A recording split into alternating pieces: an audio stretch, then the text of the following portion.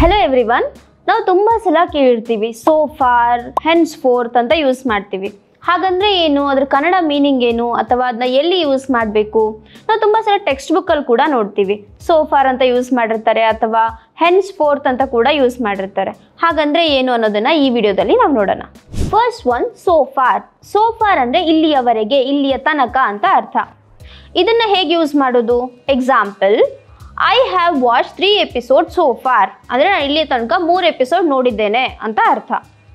I have read 2 chapters so for ಅಂದರೆ ನಾನು ಇಲ್ಲಿ ತನಕ 2 ಚಾಪ್ಟರ್ನ ಓದಿದ್ದೇನೆ ಅಂತ ಅರ್ಥ. ಸೋ ಫಾರನ್ನು ದಸ್ ಫಾರ್ ಅಂತ ಕೂಡ ಯೂಸ್ ಮಾಡ್ಬೋದು. For example, I have watch 3 episodes thus far ಅಂದರೆ ನಾನು ಇಲ್ಲಿ ತನಕ 3 ಎಪಿಸೋಡನ್ನು ನೋಡಿದ್ದೇನೆ ಅಂತಲೇ ಅರ್ಥ ಕೊಡುತ್ತೆ. Second one, hence fourth.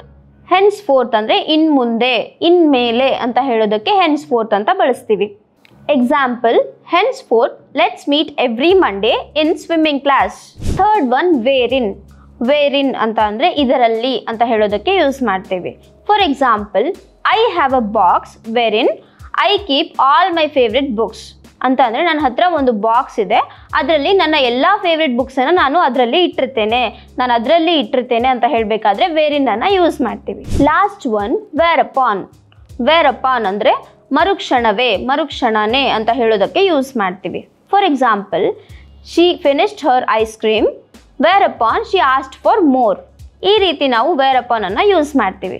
I hope ನಿಮಗೆ ಈ ವಿಡಿಯೋ ತುಂಬ ಯೂಸ್ಫುಲ್ ಆಗಿದೆ ಅಂತ ಅನ್ಕೋತೀನಿ. ಇದೇ ರೀತಿ ಹೆಚ್ಚಿನ ವಿಡಿಯೋಸ್ಗಳಿಗಾಗಿ ಈ ವಿಡಿಯೋನ ಲೈಕ್ ಮಾಡಿ, ಹಾಗೆ ಇಂಗ್ಲಿಷ್ ಪಾರ್ಟ್ನ ಕನ್ನಡ ಚಾನಲನ್ನು ಸಬ್ಸ್ಕ್ರೈಬ್ ಮಾಡೋದನ್ನು ಕೂಡ ಮರಿಬೇಡಿ.